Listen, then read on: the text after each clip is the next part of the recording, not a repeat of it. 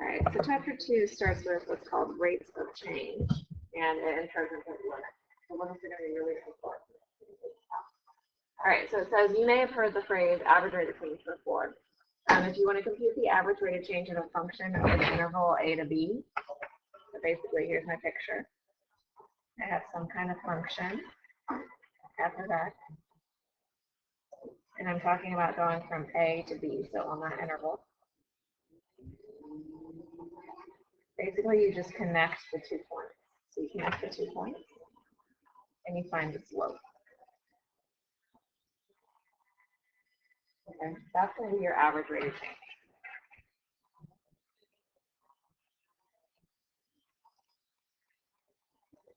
Okay, so the average rate of change is just going to be f of b minus f of a, right, change in y, over change in x, over b minus x.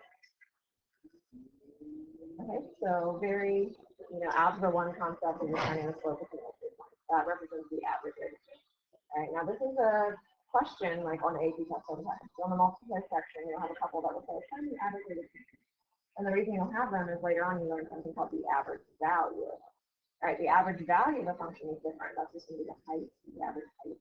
The other sense, but an average rate of change is going to be the slope. In a sense, rate of change. So it's changing y or change. All right, so we use this all the time, and those of you that are in physics have probably seen it before. All right. So suppose I drop a rock from the top of a building that's 80 feet tall. The equation of the height of the rock would then be given by h of t equals 80 minus 16t squared. I'm going to call that f of t because I use h later. I'm going to say f of t, and then I'm going to call this f of 2 minus f of 0 over here. So if you find the average velocity, think about that. Velocity is a rate of change, right? So you're finding the average rate of change of the position from 0 to 2 seconds. You would compute f of 2 minus f of 0 all the way to 0. That's the average rate of change. Okay, then your answer's units would be what? Not meters per second. In physics, automatically go to meters. Yeah. So it's actually going to be feet per second because I told you that it was 80 feet tall. So f of t is in feet. Okay. So we're going to have feet on top. Right, when you do your f of 2 minus f of 0, that's going to be feet. All right, and then over 2 minus 0, that's in seconds. Right? So it's going to be feet per second.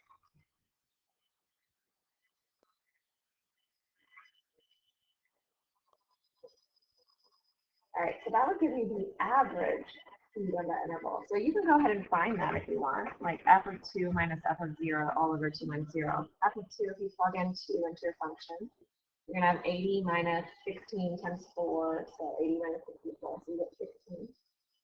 So you're going to have 16 minus f of 0 is going to be what? 80 all over 2 minus 0. So 80 minus 16. So let's see, so we get 64 over 2, and it's negative. So negative 32. All right, so it's negative 32 feet per second. Now that's the average velocity. All right, now if you think about physics, if you're not in physics, don't worry if I'm saying physics all the time. All right, if you think about just if you're dropping a ball, when is it at its fastest? When is it at its fastest? Right when it's not, right? Because gravity is making it faster for it to drop. So when you're talking about the average, maybe it's not as fast as it will be later on. All right, so it says if you want to find the exact speed at 2 seconds, all right, eventually we can use something called derivatives. So we can use that after we learn this. All right, so it's going to be a little bit tricky. So we're going to repeat the same process, but here's what we're going to do. All right, here's what your sketch looks like. If you have 80 minus 16 t squared, the shape of that is a parabola that goes downward. Right, in this sense it's negative and it's x squared. Okay, basically you have a ball, it's starting at the top of the building and it's going down. Or a rock, I guess. All right, so after 2 seconds, it's probably pretty close to that. So it's probably right on. All right, we want to know the exact velocity, the exact speed of that. All right. Here's what we're going to do. So we're going to take 2. So pretend this is like on a grid.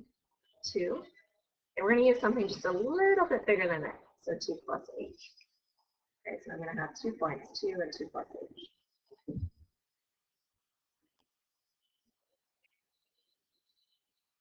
And you're going to find the slope between those two. So if I'm finding the slope between those 2 points, it's going to be f of 2 plus h minus f of 2 all over x values are 2 plus h minus 2.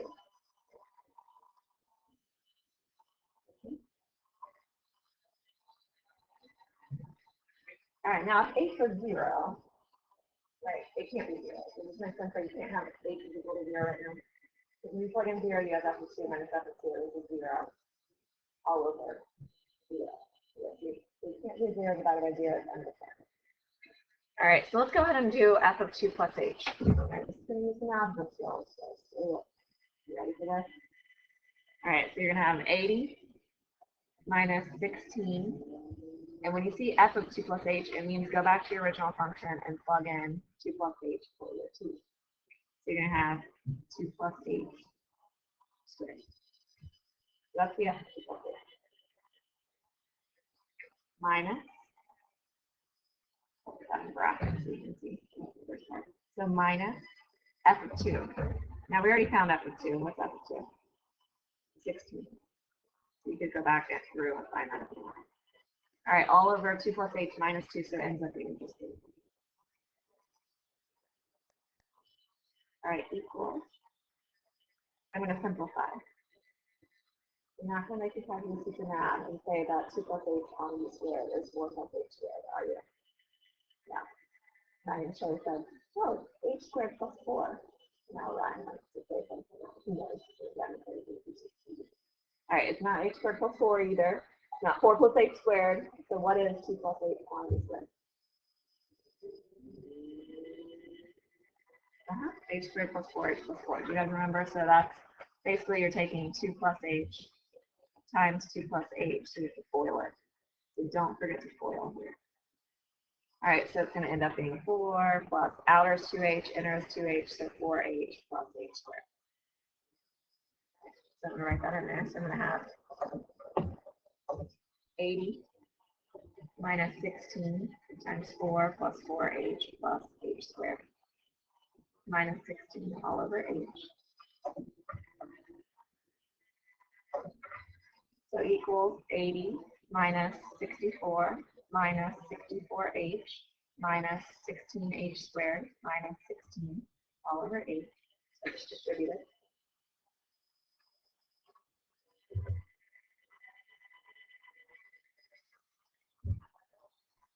All right, so now I get 80 minus 64 is 16, but then I have another minus 16. So 80 minus 64 minus 16, all of that goes away.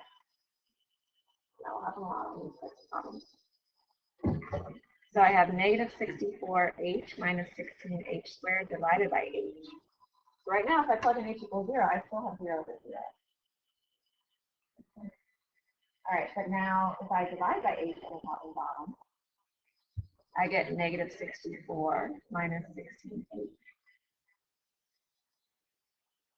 So why do I keep talking about this h going to 0 thing? What our goal is to find out exactly what the slope is of the tangent line, right? Exactly at 2. So we talked about this the other day, where basically you took a function and you found 2 points and you found the slope between them, right? And then you moved the 2 points closer and closer together. So close that it doesn't even matter. They're like right on top of each other. So we're going to do that now. So now that we've found what it is for any h, for any small number of h, we're going to pretend h goes to 0. So now make h 0. What is the slope there? So you couldn't have h equals to 0 in your original. You couldn't have h equals 0 there because it's 0 over 0. But you can do what we call a limit. So basically at the very end, so after you simplify, so it's like you have limit in front, so h goes to 0. And at the very end, you can plug in h equals 0 and you get negative 64. Again, your units are different. So the exact velocity at 2 seconds is negative. I used speed loosely in that problem, but speed would actually be what? Speed is always positive. So velocity of negative speed is positive. All right. So speed is positive. All right, so let's try the next one. Okay. So that's what it's saying. It says we would then say, but h is very, very small, so small that it doesn't even matter. So small that it's usually 0, right? So if it was 0 in the original, you would have gotten undefined, but in the simplified version, your answer is negative 64. All right, so that's pretty intense. Those of you that haven't taken physics are probably freaking out a little bit, like, oh my God, should I take physics so that I can take calculus? No, it's okay. A lot of the things you learn in physics, you actually learn in calculus. Okay. So. All right, so number 1. So it says, suppose we have the function f of x equals x squared minus 4 over x minus 2. Okay. Right now, we know that if we try to find f of 2, what happens? Yeah, you guys see you get 0 over 0 for f of 2. Okay, so that's that. 0 over 0. All right, but if we take what's called the limit, so whenever you see the limit, there's usually some kind of trick where you're going to simplify things, and then at the very end, plug into it. Does that make sense? All right, so we're going to simplify it. If you guys simplified this right now, what would your step be? What would you do? Your factor. So we'd have limit as x goes to 2 of x plus 2, x minus 2 over x minus 2. And then the x minus 2's go away. So then it's okay to plug in 2. So what would you go and plug in 2? 4. That's going to be the slope. Now you can do it that way if there is a way that you can factor things down. There's a lot of times there are. But sometimes there's not. Sometimes there's other tricks that you're going to get. So we're also going to learn those table of values. Okay, this is kind of what you did on your homework. Like on the TV homework. All right, so you're going to put in this function. So go ahead and put that in for y1. Okay, so get your calculator out and put that in for y1.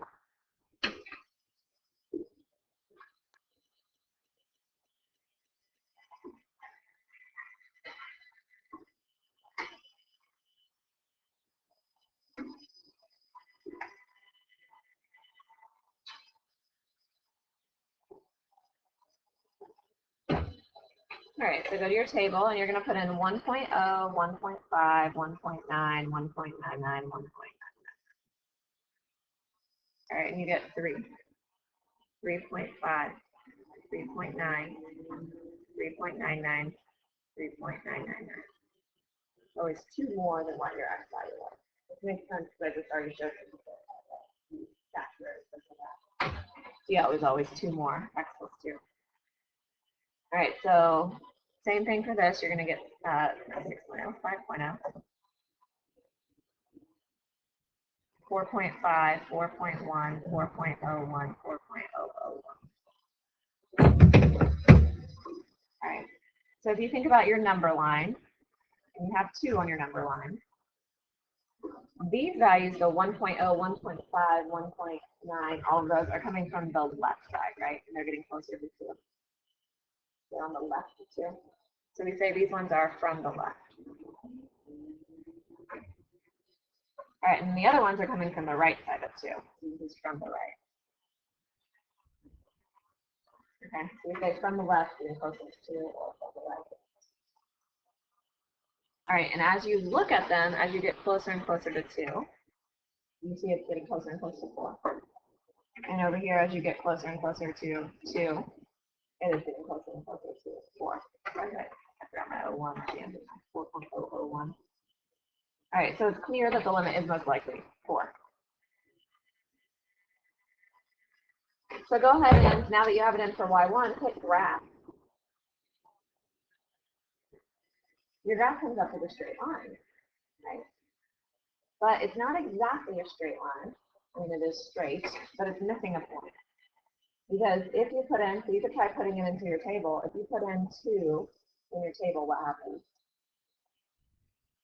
It says error, right? So You can't put in 2. So that means at 2, you have an open circle. So it's a straight line, except at 2, you have an open circle.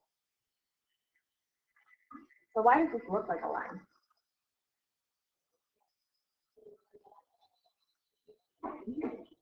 Yeah, we cancel x minus 2 on top and bottom. And we got a new function, right?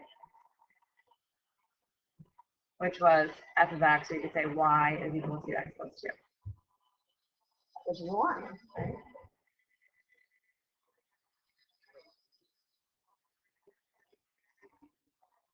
So this is a line with a hole, because we canceled the x minus 2, so a hole at x equals 2. It's what would have made it 0 here. So 2.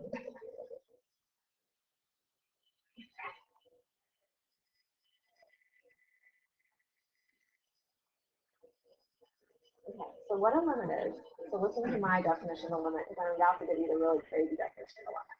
Okay, so a limit is, as you go from the left and right side, so take your fingers and you're tracing along the curve from the left and the right side.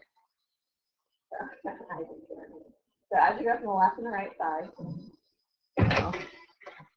this way towards my x value and this way towards my x value. The limit is the y value that you're getting closer and closer to. So if you zoom in on that particular spot, I'm zooming in, what y value am I getting closer and closer to? It doesn't have to exist, but it's just what should be there, right? So as it gets closer and closer, what y value should be right there. So if you plug in 2 to your simplified version, you get 4. All right, so we say that the limit as x goes to 2 of f of x equals 4. The y value doesn't have to be there. It's just, we call it a neighborhood. Like in the neighborhood of 2, so around 2. Right? You can see what I'm saying? In the little neighborhood. The y value should be, it's getting closer and closer to 4. That's the limit. Now, do you want to see a really complicated definition? I was right first because I think it's fine. Because when I first saw it, I was like, say what? I have no idea what they're talking about. All right, so it says we write the limit as x goes to a of f of x equals L, so L is a number, and say the limit of f of x as x approaches a equals L. If we can make the values of f of x arbitrarily close, so in other words, as close as we like, by taking x to be sufficiently close, so as close as we need it, on either side, but not equal to a itself. Weird, right? Do you understand what that's saying at all? I didn't when I hit that. What are they talking about? So it's basically saying if you can show, so like in that last example, if you can find a y value of 3.999999, so let's say there's, I don't know how many I said, let's say 5 nines right there. If you can find a value that's really close to 2 that has that height, and you can find one that has a height of 4.00001, so one really close is that height. Right, by getting within a certain neighborhood of 2, then you're good. Then you can say, okay, well the limit is 4. It's really strange. Yeah. Yeah. So it's like you need to be as close as you need to be to say that. Sufficiently close. You like these words in math. Sufficiently, arbitrarily. All right. So sometimes you might see f of x goes to L. So you read this: f of x goes to L as x goes to a. So f of x goes to some y value that is your limit as x goes to a particular x value. All right, we'll pause there so you guys can on a break. All right. So it says find the limit as x goes to 1 and g of x for this piecewise function. So let's first draw it and see what it looks like. Okay, so if I'm drawing the function, it says g of x is equal to x minus 1 over x squared minus 1. Okay, so hopefully you guys are getting into the groove of like knowing that you factor and you subtract, right? So if you're factoring, you have x minus 1 over x plus 1 times x minus 1, and it cancels. This is section 9.3 in Alpha 2. This is where people freak out. This is the exact rational function. All right, so we get 1 over x plus 1. Now, if you're good at your parent functions, this is really, really easy to graph.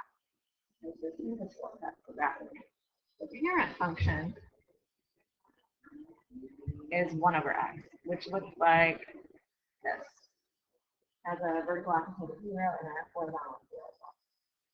So how is the one that we have, so 1 over x plus 1, how is it different? It's 1 to the left, right? And then x plus 1, it goes left 1. Or you can think about where its vertical asymptote is now. What makes it undefined? X equals negative 1, right? So it's going to move left. Now the horizontal asymptote is still 0. And you can do your little shortcut method for that, right? If you have 1 over x plus 1, you have no x's on top, so 0x over 1x, 0 over 1 is 0. All right, so it looks like this.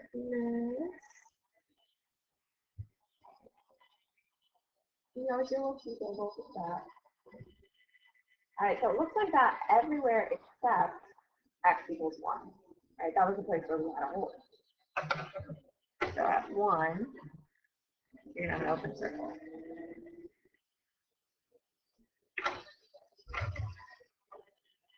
All right, so then the second part of the piecewise function tells you what point we have at 1. So it says, well, if x is equal to 1, then y equals 2. So you have just a point at 1, 2.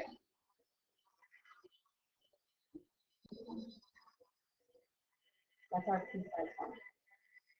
Strange. All right, so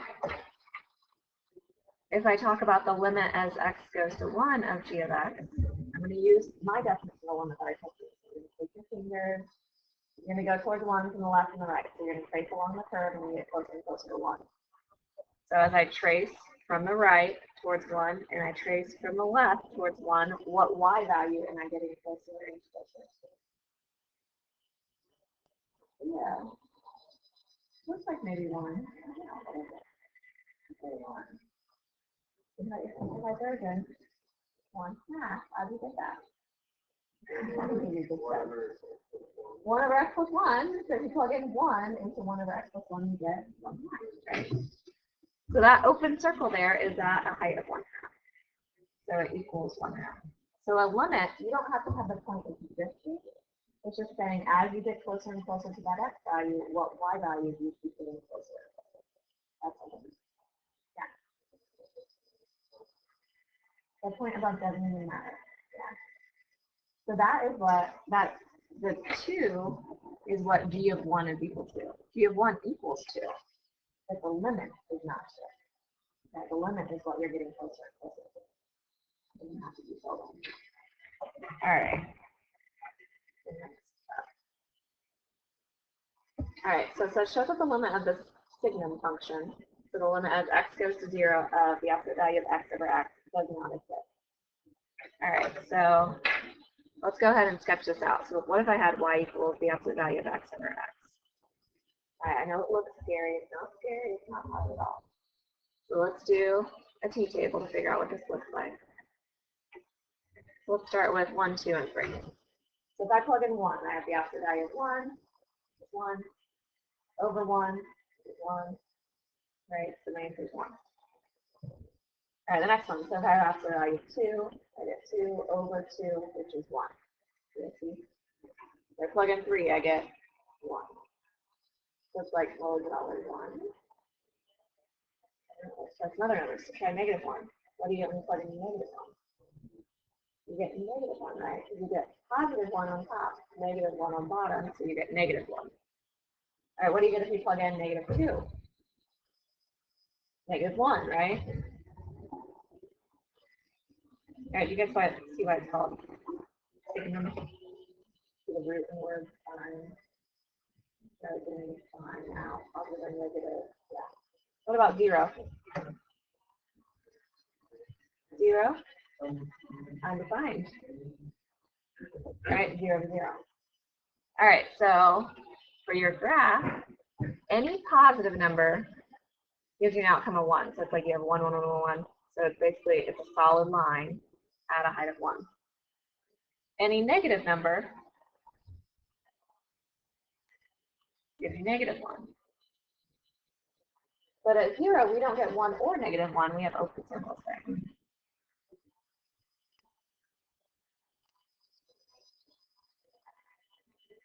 All right, so the limit as x goes to 0, so take your right hand and take your left hand and get closer and closer to 0, so trace along the curve. So as I'm tracing here, what am I getting closer and closer to? 1. As I trace from the left, what am I getting closer and closer to? Negative 1. So the limit as x goes to 0 of the absolute value of x over x equals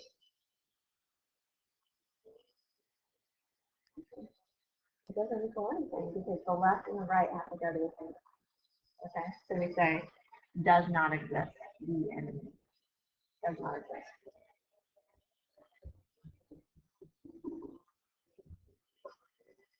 Then the cost of reference so doesn't really watch that. The limit does not exist. I'll catch it on the map. All right, so it does not exist. All right, but the limit from the left and the right did. Right, does that make sense? So on the next page, we're going to learn left and right limits. So here's what it looks like. Limit as x goes to 0 from the right side. So see, I did an x on it kind of, but I put a plus. 0 to the plus. All right, what that means is you're going from the positive side of your number line, the right side.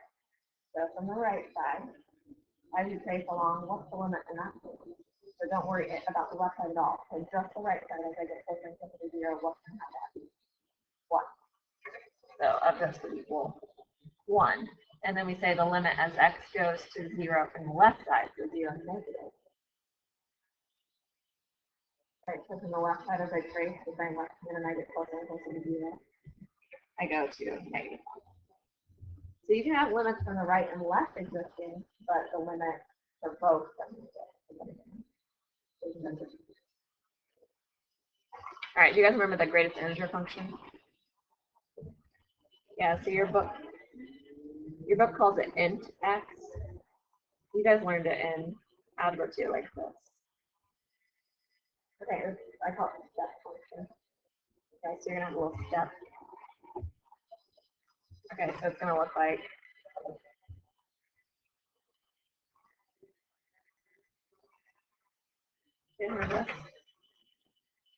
okay, what it stands for is the greatest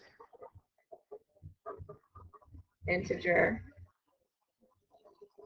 less than or equal to x. Okay, so when we did a t-table way back in the day, okay, and we plugged in 1.1, the greatest integer that's less than or equal to that, integer would be such a nice school. So 1. If I had 1.2, it rounds down to 1. 1.9 still rounds down to 1. So anything you get less than or equal to it. But once you get to 2, that goes up to 2. 2.1 rounds down to 1, or rounds down to 2. So that's why you're getting these steps.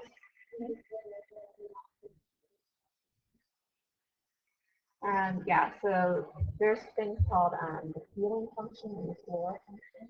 So ceiling is round up. All right, so it's going to look like this. Pattern just continues. All right, so it's open on the right, close on the left. All right, so what's the limit as you get closer and closer to 1? So here's where 1 is. So as I go from the left to the right and I get closer and closer to 1, what's the limit?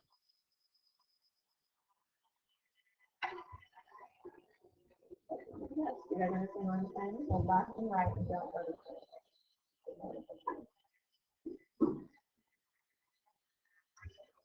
Okay, if I asked you the left and right, so what if I said the limit as x goes towards 1 from the right and the limit as x goes towards 1 from the left?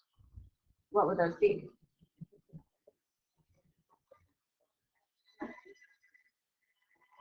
Yeah, so as you take your right hand and you go towards 1 from the right side, what's my height? 1. And as I take my left hand and I go towards 1 from the left, and you can have limits to the right and left of this one, but not both. Yeah.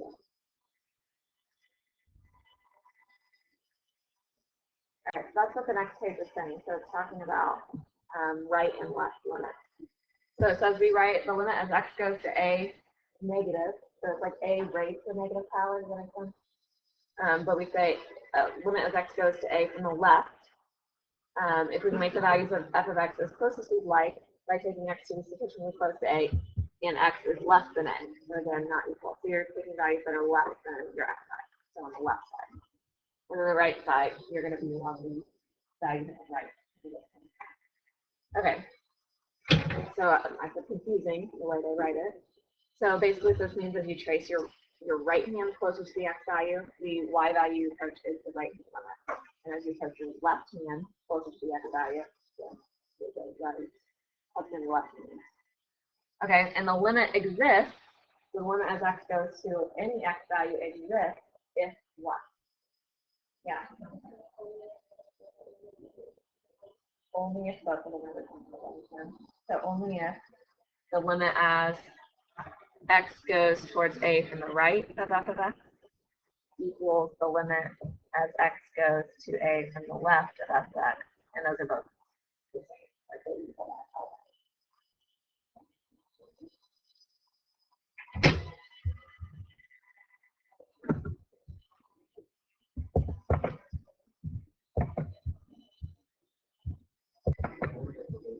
All right, so we have this picture in your notes. So it says for the function graph below, identify each limit or state that it does not exist. All right, so let's see how good you are after you have a couple minutes to actually try it yourself. You can get it explained. Okay. So it says find the limit as x goes to 0, and then it has like raised to the negative. So what does that mean? From the left side. So from the left side, just kind of take your left hand and trace closer and closer to 0. So you trace closer and closer to 0. What y value are you getting closer and closer to? 3. Yep, so this is going to be 3. All right, B. So now it says the limit as x goes to 0 from the positive side, so from the right. So as I get closer and closer to 0 from the right, what y value are you getting closer and closer to? 1. All right, so it should be 1. All right, so the next one says the limit as x goes to 0. D and E does not exist because the left and the right have to go to the same thing in order for it to exist. Okay, the limit as x goes to 5 from the left. So again, on the left side of 5. Now be careful, a lot of people look at that and they're like, oh, negative 5. It's not negative 5, it's 5 from the left. Does that make sense? Okay, so as I get closer to 5 from the left, 1, 2, 3, 4. So here's where 5 is. So from the left side, what are you getting closer and closer to? 3. All right. The limit as x goes towards negative 2. So now it is negative 2. It's not 2 from the left, right? Negative 2. So as I get closer and closer to negative 2, what are you getting closer and closer to? 3. Mm-hmm. Now it says the limit as x goes towards 1 from the left. So 1 from the left. So here's where x equals 1 is. So as I go from the left, what y value is it getting closer and closer to? 2. Right. So it doesn't matter that it's not open, or that it's open there. So it gets closer and closer to that value. So it's going to be 2. All right, 1 from the right. Still 2. So 1 in general is 2. So since the left and right equal the same thing. And then the limit as x goes towards negative 3. So it looks like the negative 3 is right here. So 1. And the limit as x goes towards 3. So here's 3. It looks like 1 over here as well. All right, does that make sense? These are hard for people at first, so it's hard for you to say. All right, so it says, what is f of 1? So if I ask you for the actual value of f of 1, what's that? F of 1 is 6, right? Is that here? F of 1 equals 6. So why is this different from our h? Well, a limit doesn't actually have to be the filled in form, right? You can write that out. So a limit doesn't have to be the filled in form. So all a limit is the y value that you're getting closer to as you get closer to that.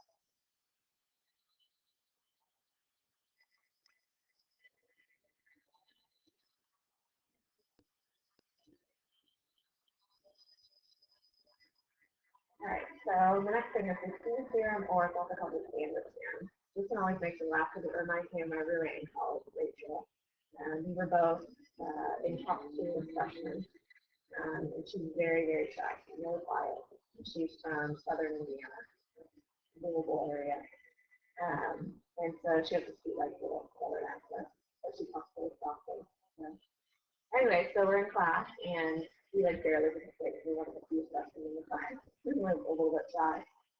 But there was a day when the professor was like, and does anybody know what theorem I just used? And Rachel speaks up and she goes, and he's like, okay, what do you think, Rachel? She goes, what is theorem? And he's like, what was that again? And she says again, what is theorem? And he's like, no, actually I use the Skew theorem. I just lost it.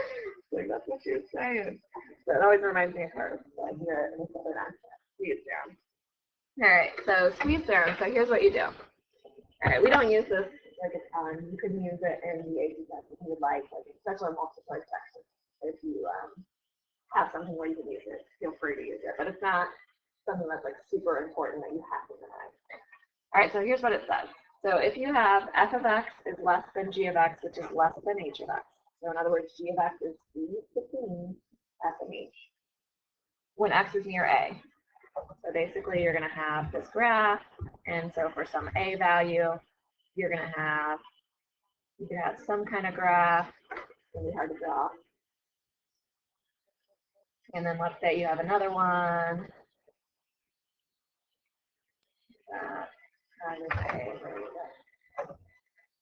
All right, and then you have another one, and it can go, I mean, it can go above. So let's say it looks something like that.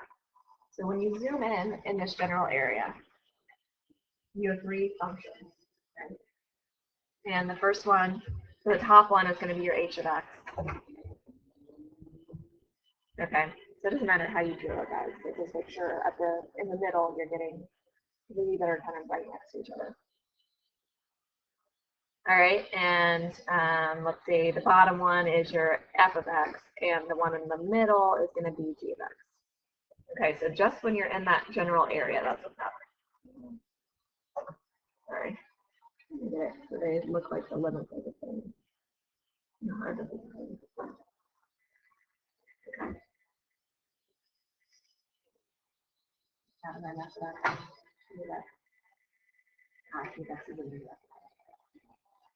All right. Oh well. So that you have 3 that are right next to each other. All right, and it says this g of x is supposed to be in the middle, but my drawing is kind of messed up now.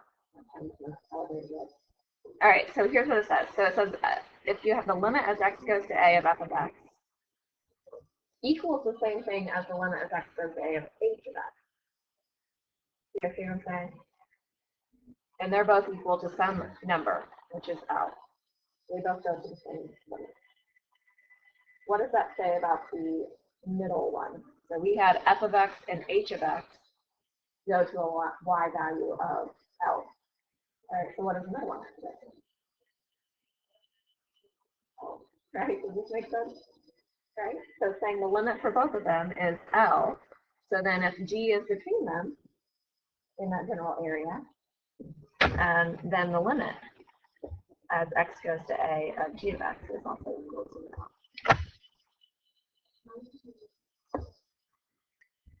How would you know g of x is L?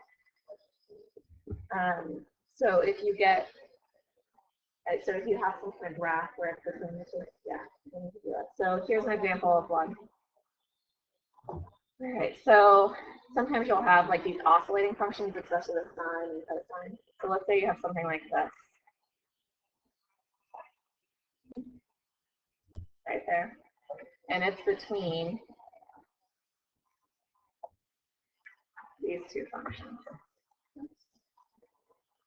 And the limit for both of those two goes towards 0. Kind of zoomed in enough. Then you can say the limit of your oscillating function. Okay, so let's try the next one so you can see how we use this. So it's used a lot with sine and cosine. So it says use the squeeze theorem to show that the limit as x goes to 0 of x squared times sine of 1 over x is equal to 0. All right, so the reason it's used a lot with sine and cosine is because sine and cosine are at most a certain number and at least a certain number. Okay, does this make sense? So sine and cosine are always, so at the most, what's the biggest value sine can be? 1. Okay, so think about your unit circle. The biggest value you can have for sine is 1. The smallest value you can have for sine is negative 1, right? Makes sense? So the biggest it can be is 1, the smallest it can be is negative 1. Okay, so we're going to use that. So sine of x is always between negative 1 and 1.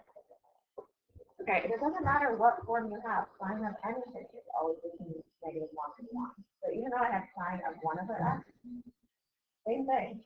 Doesn't matter what you plug in for x, right? When you take the sine of it, it's always between negative 1 and 1. Okay. So we're going to use that. So I'm going to say sine of 1 over x is less than or equal to 1 and greater than or equal to negative. I write it like that. Negative 1 is less than or equal to sine of 1 over x, which is less than or equal to x. Agree? That works. And x squared is always positive. You guys agree with that? X squared is always positive. Yeah, no matter what number you plug in, when you square it, it's going to be positive. Okay. All right, now with inequalities, if I multiply by a positive number, is it okay? You keep your inequality signs the same, right? So I'm not going to have to flip any inequality sign. So I know that I can multiply by x squared. So I'm going to have x squared times negative 1 is less than or equal to x squared times sine of 1 over x, which is less than or equal to x squared times 1. So in other words, I have negative x squared is less than or equal to x squared sine of 1 over x, which is less than or equal to x squared. I have this set up in the standard theorem form, or the squeeze theorem form, where I have a function is less than or equal to another function, which is less than or equal to another function. All right, so go ahead and graph x squared times sine of 1 over x on your calculator. So I'm interested to see what it looks like.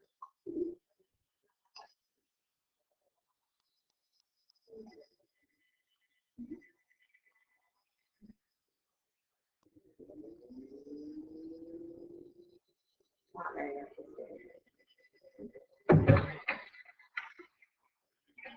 It looks like something like that. Is that what yours looks like? Not very interesting. All right, so if I have negative x squared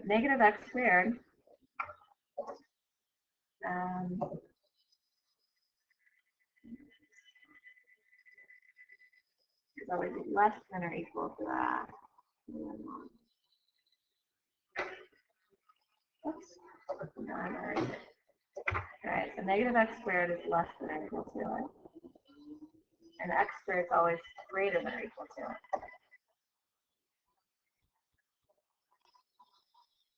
Something like that.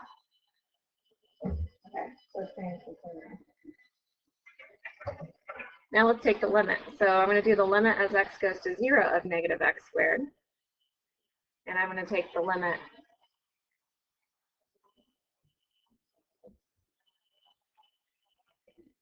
as x goes to 0 of x squared.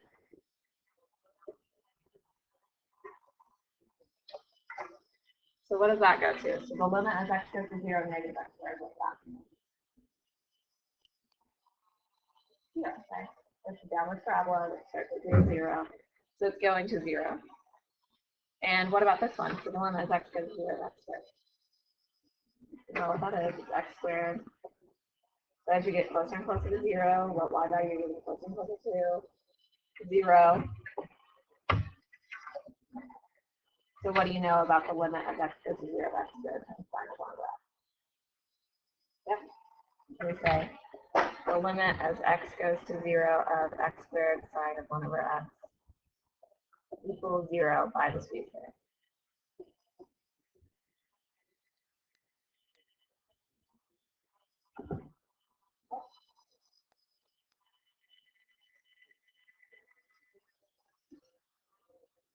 I like to use it on the oscillating ones. Like sometimes you'll have, like you could use those again, because usually these are used with sine and cosine. And maybe there's like a crazy oscillating one between them. Those are really cool ones. So you can be like, oh, well, I know that's going to get a 0, even though that's a crazy graph, and the limit is to 0. All right. So the next one, so it says determine the values of the following limits using tables and graphs, and then we're going to confirm algebraically. All right, so the first one, so the limit as x goes to 2 from the, is that a plus? Very well. 2 from the right. All right, so if I'm going towards 2 from the right, that means I want to pick things like, it is a negative? It's negative, negative 2 from the positive side. Okay, so I'm going to think about that. So negative 2, you're coming from the positive side. So what values do you want to put? Negative 1.1 or negative 1.9, maybe negative 1.99. So it gets pretty close to it. So let's do that. So negative 1.9, negative 1.99, negative 1.999. And let's see what happens. So let's put this in for y1. Make sure if you put it in, put parentheses around the top and the bottom. Just old calculator like mine. You guys have like the pretty font, you know what I mean by that, where it already does the division for you when you're done.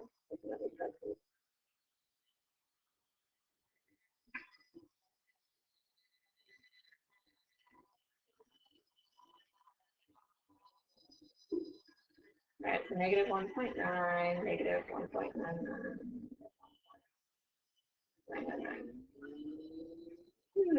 Interesting. So I'm getting negative 8.033 something, negative 75.5 something, negative 750.5. Let's do another one. Negative 1.99999.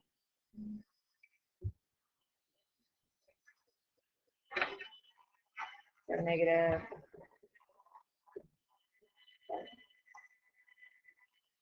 What do you guys think? It's also the kind of time. So what happens if I have negative 1 point and I have 9 100 times? Pretty big number, right? Make sense? It goes to negative infinity, right? So basically you have some kind of graph. So if you look at your graph, looks like we have something like this.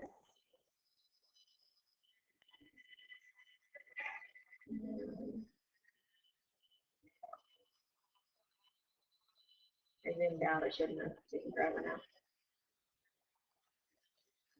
Need to have it on the graph.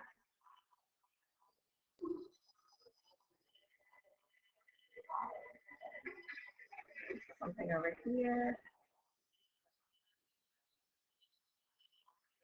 All right, and then was it something like this? All right. Okay, so it's saying as we get closer and closer to 2, or negative 2 from the right side, that's what's happening. It's going to negative infinity. So we say the limit is negative infinity. A lot of books will say the limit does not exist there, but I think it does. It goes to negative infinity. The ones where you say it does not exist is if I had said, if I just said limit as x goes to negative 2 in general, and I didn't say from the right or from the left, you guys see why that one does not exist?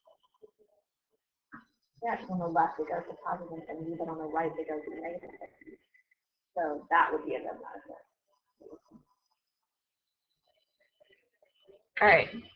So confirming algebraically, all you really need to see is that you have x plus 2 on the denominator, which means that you have a vertical asymptote at x equals -2. And then you just kind of need to think about using values that are bigger than 2. If I use, not bigger than -2, right? So let's say I pick -1. If I pick -1, on the numerator you have a negative number. On the denominator you have a what? Positive number. So you have negative over positive, and that positive number, like all of it's getting really big. The whole thing's getting really big. So it's negative. All right, so how about this one? You can factor to confirm algebraically on this one. That's good. Let's go ahead and put it in for your y equals. So you're going to have x squared minus 2x divided by x squared plus x minus 6. You go to your table, and now we're going towards 2 from the left. So if I go towards 2 from the left, if you need to think about it this way, from the left side, what am I plugging in? 1.9, 1.99, 1.999.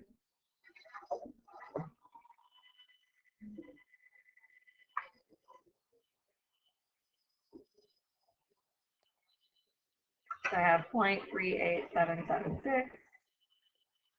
Oh, why am I writing with my eraser? That doesn't help. So let's see, 0.38776, 0.39, right? 0.39879, somewhere around there. 0.3998799, somewhere around there. So what's it getting closer and closer to? Probably 0.4. So let's do 1.999. Let's do several nines. Yeah, it's looking at 0.4. All right, so let's confirm algebraically. So was it Eric said 8 factors? Oh, God. So factors. So on the top, you're going to have x. You're going to have x minus 2. On the bottom, you're going to have x minus 2 and x plus 3. So you remove the x minus 2. So now can you plug in the number? Can you plug in 2 now? Yeah, you get 2 over 5, which is 0.4. Okay, so a lot of times limits will work like that, like where you can factor or you can do some kind of trick. So we're going to learn a lot of tricks. And then you can remove the 0 over 0.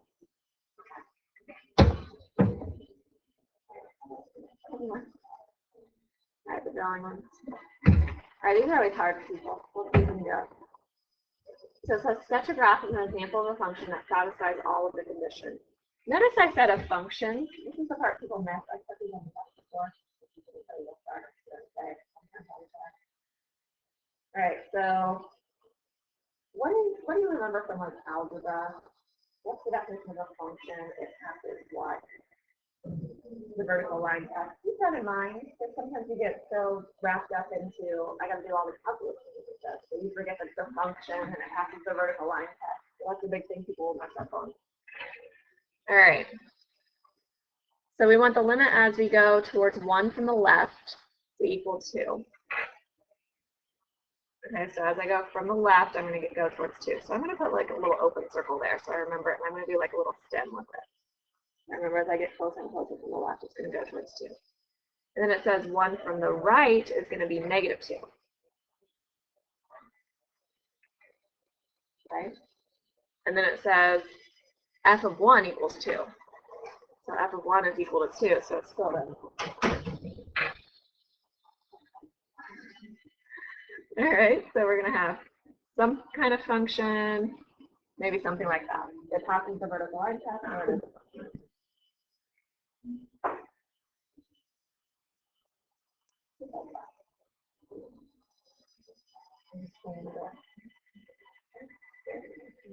function. All right, number 4. So you can have anything there. Like on that last one, you could have had it coming, I mean, it could have been coming down. You could have had some kind of, it doesn't matter, it could have been crazy. You know what I'm saying? Like, it doesn't have to be exactly like 5. All right, so sketch the graph of an example of a function that satisfies all of the conditions. I usually like to start with the ones where we actually have points. So let's do f of 1 is equal to 1. So that means I have a point, f of 1 equals 1. So let's fill it in there. F of 4 is equal to negative 1. And I'm building 1 there. All right, now I'm going to try the other one. It's a little tricky. So we have the limit as x goes to 1. So notice I didn't say left or right, so that means from both directions is equal to 3. So as I go towards 1, I'm going to be at a height of 3. That means I need an open circle because I already have one that's filled below it. And it's coming from both directions, right? Let's do something like that. All right, then it's saying the limit as x goes to 4 from the left is equal to 3. So it's going to go back up to 3. Somewhere around there, like that. And the limit as x goes to 4 from the right is equal to negative 3. Make sure you have open again because we already have something assigned for 3. And you can do whatever you want. Something like that. I usually put arrows on the end. It doesn't matter.